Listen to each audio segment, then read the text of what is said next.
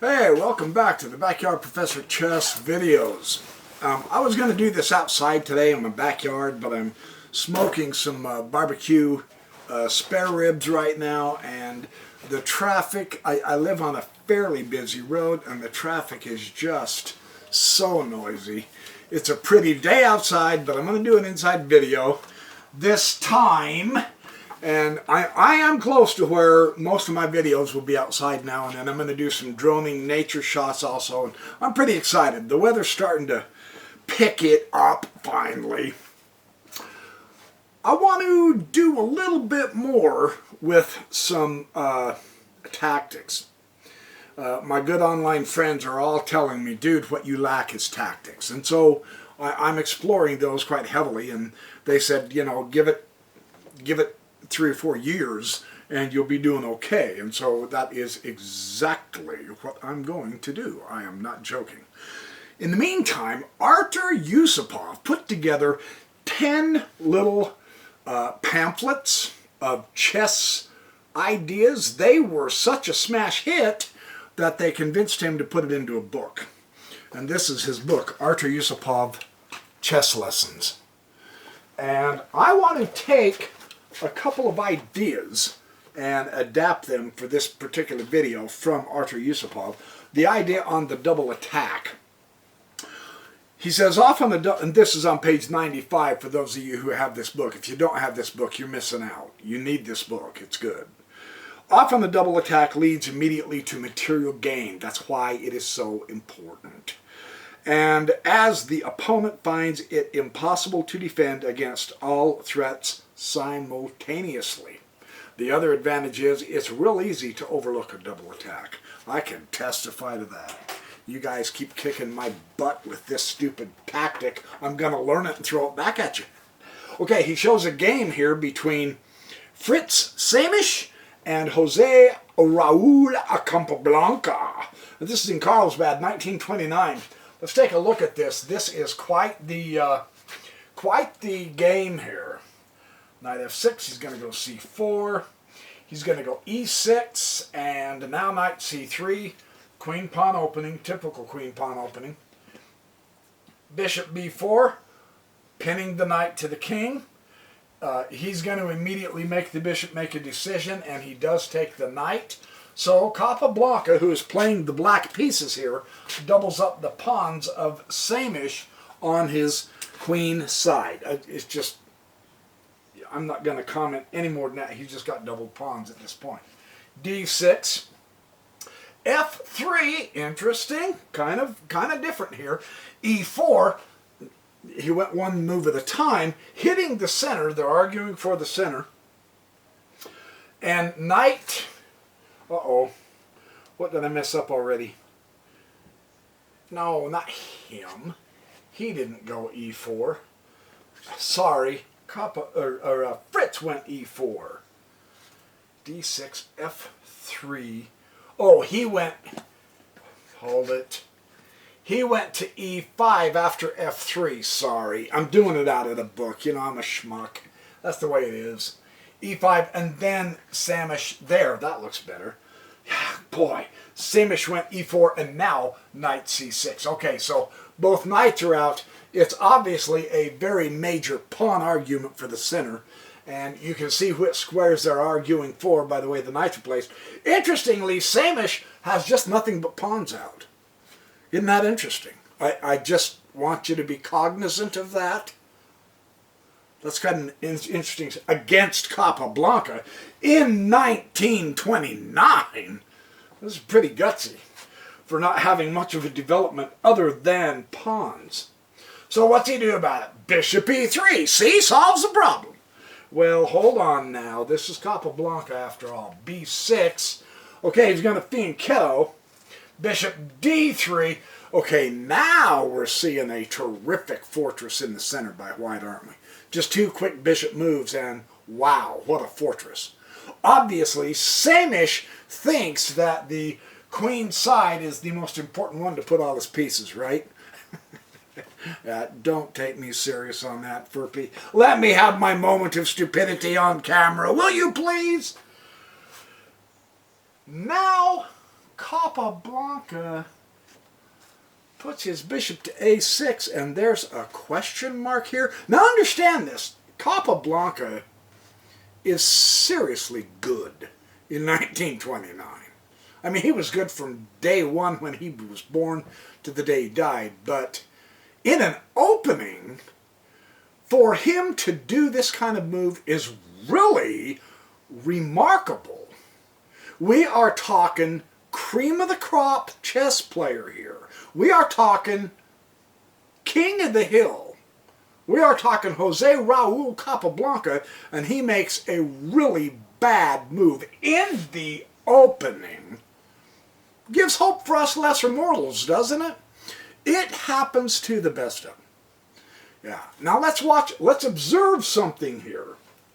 Let's observe after this what Samish did. And Samish was no chicken little Donald Duck sort of goof-off player. Samish was very good too. He had been playing Capablanca, Alekhine, Rubinstein, Nimzovich, all of those guys for years when he was played this game. Queen a4, he pins the knight to the king. Now this pin is,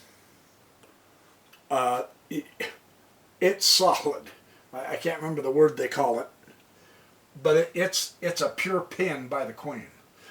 But notice the tactic. A double attack is occurring here. Hitting the bishop and the knight. Normally the move at this point in time is knight a5. That knight can't move. Nope, that pin is solid. So Capablanca says, hey look, I can defend it right there. The problem with this is Samish now pushes the pawn, and the great Capablanca, in an opening of less than 11 moves, lost a piece.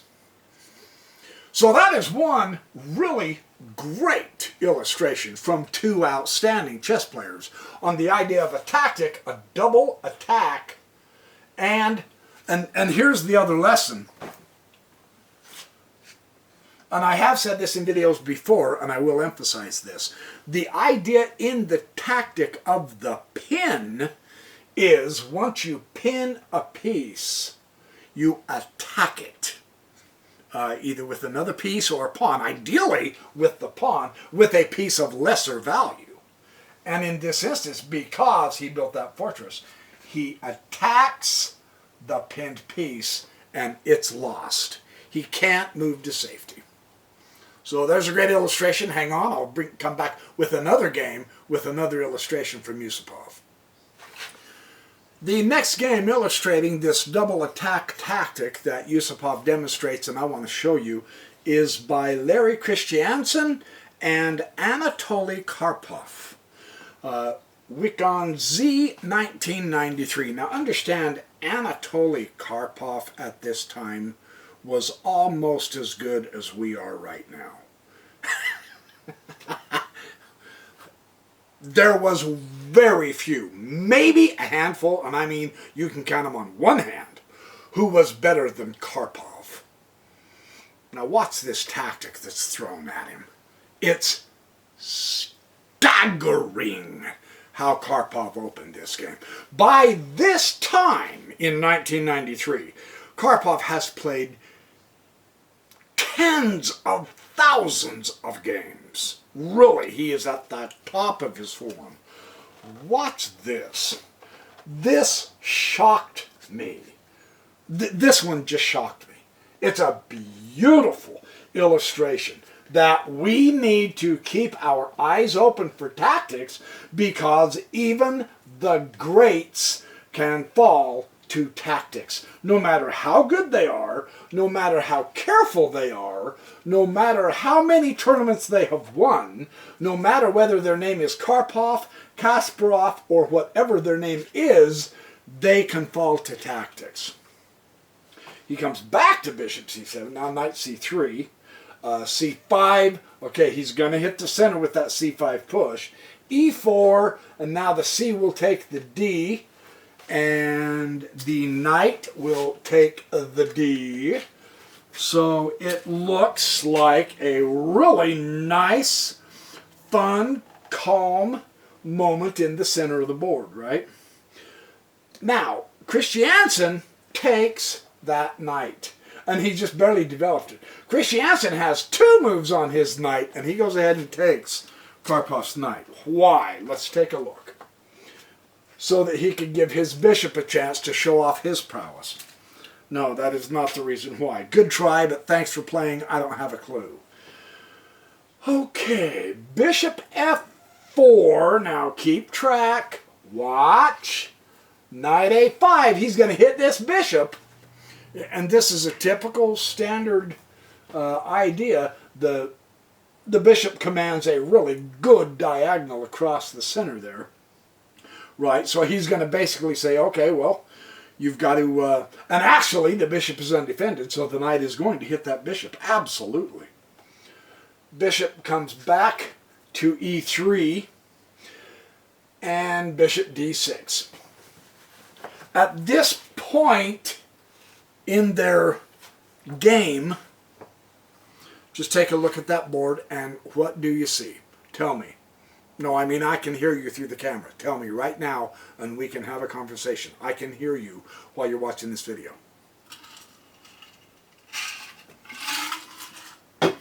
You see what you say? You see that he should protect the knight with this? It's not black's move. Besides, that would not be the right way to play. Oh, it's white's move, you say. What do you see? No, it's not. Yeah, it is. What do you see that's interesting? With the magnificent Anatoly Karpov, one of my very favorite chess players. Number one, this knight is completely undefended. Number two, Anatoly put the bishop on a square where the bishop is undefended. Now, a key to tactic is look for the undefended pieces, and how can you take advantage of that? Look at what Christensen did. Queen to d1. Double attack on both undefended pieces. And Karpov resigned. When you get to his level of chess, you lose a piece, it's game over. You can't recover from that. That's astonishing. We just watched Karpov get beat in 12 moves. At his height of chess prowess. That is electrifying. So we keep our eyes out. One key motive with tactics, and we can't predict when they'll ever show up. If you start seeing your opponent with several undefended pieces, double check for tactics. That is a main key to having some tactics to be able to do. So I've got another illustration from a diagram that Yusupov talks about that I'm dying to show you. It is splendiferous. It's incredible. So stick around, you dirty rats. I will be back. Just shortly. No, really, I mean it. This next illustration is a really interesting illustration from Oscar Garcia Vera and Roberto Grau. This was in Rosario in 1929. Let's see what happens. d4, knight f6, knight f3, c5, immediately hitting the center, bishop f4, not giving a flip about the pawn at this point, so the pawn takes the pawn. Oh, that poor pawn lost his life taking a stroll.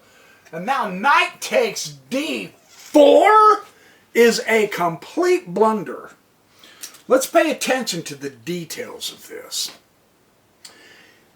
Your opponent, if you're black, has put his bishop on the same rank as the knight, the fourth. This is why it was a mistake to retake that pawn with the knight. Can you see an issue here? And I know we're right smack dab in the start. We haven't hardly even made a couple of moves yet. And there's already a screaming tactic possibility. A potential. A potential! What would you do if you were black? I mean, can you see the pawn fork? That in itself is a great tactic. Then do the pawn fork. Truly. Bump to e5. Yeah! One piece has got to go if you can't get rid of that pawn. But you can if you're white. So you take it. And now the infamous double attack. Queen to a5, check, and hitting that bishop. By pushing the pawn, he lured a minor piece onto a file that he can control with his queen, at the same time checking that king. And the queen is probably the most effective piece, Yusupov says, at doing double attacks. So keep a remembering note on that in your mind. Queens are especially, now other pieces can do double attacks, and I've got a couple more examples that I want to show you, but that's pretty impressive. Within just 4 or 5 moves, he's losing a piece already. So kind of keep these ideas in mind. Not this exact position, but the ideas. When, if and when, and I'm just going to illustrate this, if and when you ever see your opponent with 2 pieces on the same row with just 1 square separating them, push a pawn. That is a fork. That's a great little tactic to remember. I just had this ridiculously stupid tactic done at me by one of you, you're guilty. Online chess, you rudely did that tactic to me. Great move. I can't remember. I don't have my phone with me. I can't remember which one of you it was, but good job, man. Anyway, so just keep these ideas in mind. The queen, being the kind of piece that she is, can go up and down, across, and at diagonals, so that when you place her in a place like this, she's hitting the knight, the pawn, and whatever's here, controlling that diagonal. There's a lot of options the queen has. That's one reason why she's great to use with double attacks. But I've got more to show you. This was a position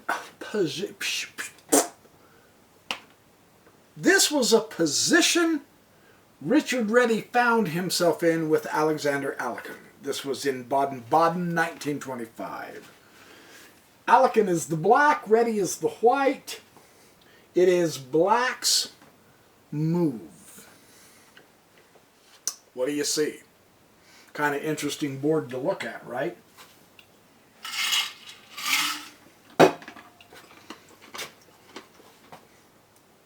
The first thing Alekhine did was the knight fork. Ouch.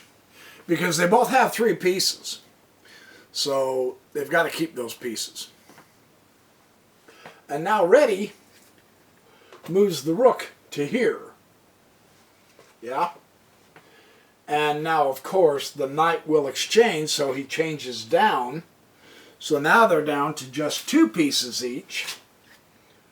Reddy takes the knight, and now Alekhine just blisters him with the bishop double attack. And it was at this point that Reddy resigned. That is one reason why I love playing Alexander Alekhine chess games. He is so full of tactical powerhouse moves. Hang on, I've got another one I want to show you. This is a study by the famous Soviet Grandmaster Levinfish. It is white's move. What do you do? Really an interesting situation here. Yeah? What you do, the king in endgames, as a general rule, so far as I've been able to discern from playing through Grandmaster games, and I am studying endgame theory and all, you want to approach the piece, right? Now the knight can't go to here, here, here, here, here. He has to come down. Check. Our first impulse is to flee the check, and that would be wrong. Because if you're at this point, you approach the attackers and you get a draw. You don't get checkmated in this situation because now you've won a piece. That's kind of cool to know. Just so you understand, in endgames, the king approaches the attacking pieces if he can. Kind of a nifty little idea to know. Okay, hang on, I've got another one I want to show you. This is one of my all-time favorite situation puzzles that I've ever seen.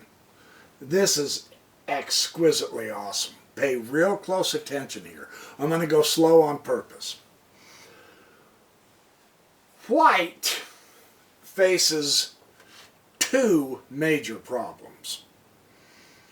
He is going to lose a rook, or he is going to get checkmated. Yeah. So this situation, even though white is up material, this situation is seriously dire. He's not in a good position. So, fortunately, it is white's move. What do you do if you're white in this situation?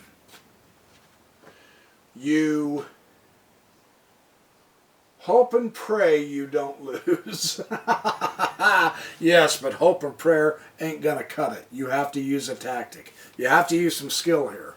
Okay, the first thing you want to do, ironically, is go right there, h4. And you go, what? Yep, that's what you do. And you go, wait a minute, the rook's going to be taken. Oh, I hope so. I truly do hope so.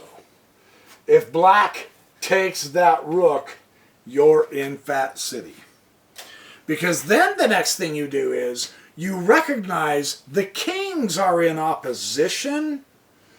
So his king is going to be forced to a particular spot when you put him in check. He can't stay on the file and he can't come forward. So he must go here, and now you've got check. Ha ha! Is that cool or what? Then the king moves and white ends up winning the game. Even though a few moments ago he was in dire straits. He was on the absolute cusp of losing. With a little bit of tactical finesse, he won the game. So tactics really are important. Now hang on, I have some more for you. This is fun stuff, man. I love this stuff. All right, Yusupov says that this is probably one of the most famous combinations that features double attacks, and it is really good. However, there's a couple of items I want to show you and help you take notice of. It is white's move. This is by Petrosyan, who was white at the time, versus Vladimir Sibygin. This was in Moscow, 1956. So, it's going to be white's move. Now, I've advocated, when you can, to always try to win the exchange. We see a very wonderful option here for that, don't we? The knight is threatening the black rook. That's winning the exchange. You're in the end game, man. That looks really good to me. Now, because I realize that we are talking about a double attack, of course, that's not what happened. But look at that temptation. you eliminate a piece, you've got a queen on the side with the king, your bishop is the right colored bishop.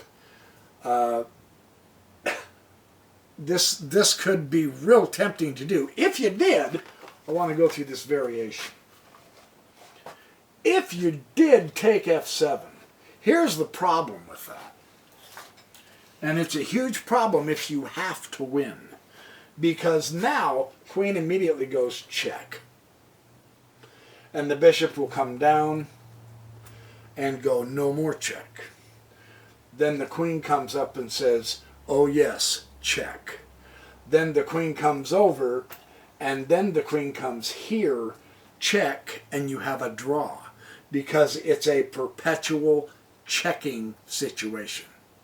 So you had a position as such, you really could have gotten a win, but because you were hasty in winning the exchange, you got perpetual check, because now the queen goes here, and then you just simply go back up. And there's no other place for the queen to go, and then you simply go back down. So you would have ended in a draw, right? Threefold repetition. So let me set up the board back to where it originally was, and I'll show you what really happened. Oh, actually, that can't be that tough to do. Hold on. I can do this. Besides, I've got the book. Holy cow. I'm not going to stop the camera. Lights, camera, action. Forget that noise. Let's just put it back. Yeah, okay. Okay, this is the original position. Now, I realize that there's going to be a double attack involved, right? I actually figured this one out. I'm very happy to be able to say that. Yeah, it probably took me longer than anybody else on this planet to figure it out, but I figured this one out, so I'm pretty thrilled about figuring this one out. I actually saw this only because I am studying tactics out of several different books, right? And I try as hard as I can on Lee chess to work on their tactics puzzles also, that come from actual games played on Lee chess. So the first thing is, I noticed something exquisitely odd and interesting at the same time. Number one, the knight really is hitting that rook. And number two, the queen has access to put a check to that king, to the black king. Forcing moves in tactics, forcing moves are usually shown on the Lichess tactics puzzles. They emphasize forcing moves, forcing exchanges. What I mean by forcing is, I'll show you. Here was the moves. Queen A8 for the first one. It's a forcing move. The king must get out of check, right? Isn't that correct? Because the rook dang sure can't block the check. Maybe in dork chess like mine, yeah, but no, so the king has to move, right? So the king does move over out of check. Oh, let me check this. Yeah, king G7, correct. Now the double attack comes, interestingly, from the bishop. He takes the pawn, check. He's hitting the king and the queen. And you go, wait a minute. All you have to do is take the bishop. That's right. That's what you want him to do if you're white. So he takes the bishop, right? Now can you see the move? It's a fantastic tactic. It really is. Queen comes all the way over there and goes, check, cowboy. And you go, holy cow, you're just giving your queen away? Yeah, because then the king takes the queen, and you have a fantastic knight fork, taking the rook in the process, going check. That's what Petrosyan did. And he resigned, but of course he'll move the king, and then you got the queen, and you're in the end game with the minor piece, not your opponent. And you've got two, you can get rid of those pawns pretty easy. Much faster over here with the knight already here than the king can to protect. So, That is a wonderful little tactic on the double attack motif, both with the bishop and the knight. The knight is the trickiest tactic piece for double attacks, that's for sure. Hang on. Hang on. Help is on the way. Oh, yep. Nope, that's it. Now, the interesting thing from Yusupov's point of view is in this double attack chapter, he then gives us 36 different puzzles for double attack. One of the biggest puzzle sections of any chapter in this book on chess lessons. So Yusupov is trying to get us to really grasp the essence of this idea of double attacks because they are so important. They can completely turn a game around. So there's your chess video on more chess tactics. On this one, the double attack, which we've seen some great illustrations and ideas on. Keep your eyes peeled for it. Remember, the queen is the best piece, well, probably the most effective. But the rooks can do double attack, so can the bishops, so can the knights. Actually, so can pawns. So keep our eyes peeled for tactics, and in the meantime, remember, I got to come up with a different ending, don't I? I mean, you know, be good, do well, have fun, thanks. I could do something like sleep in, call in sick from work, get yourself drunk, but that doesn't give you a very effective day. So, don't do those things. Anyway, all right, you guys, thanks for watching my videos. I appreciate all your comments. Appreciate your enthusiasm. You say I have enthusiasm. You have enthusiasm. And the shirt says, see the able, not the label. Kind of a cutesy little saying. I got it at the dollar store for $1, so what the heck. Brand new. It looks great on me, except for my pot belly. Oh, I'm so far overweight. I'll tell you what, I'm going to do a health program, and I'm going to keep tabs with you on how I'm doing. I am way overweight. I'm getting fat. I've got to get serious about working out again. So I was in decent shape when I started coming back into videos in November, and now I'm just, man, I'm like pumpkin. Anyway, that's neither here nor there for now. Remember, come back and I'll have much more good chess stuff for you. And in the meantime, I gotta go because I'm barbecuing spare ribs. And as much as I love all you guys and love making videos and all that, I have bad news for you. Good food that's smoked in a smoker and properly cooked with the proper seasonings and all that jazz is much more important right now than doing another chess video, at least for the time being. So I'll be back in a couple of days to give you another chess video. And in the meantime, I've given you 3 this weekend. So have fun with them. Be good, do well, have fun. Yeah, I gotta think something else, although that's a pretty good one. All right, shut up already, dude. I'm hungry. Oh, wait a minute. I was talking to myself there, not you guys.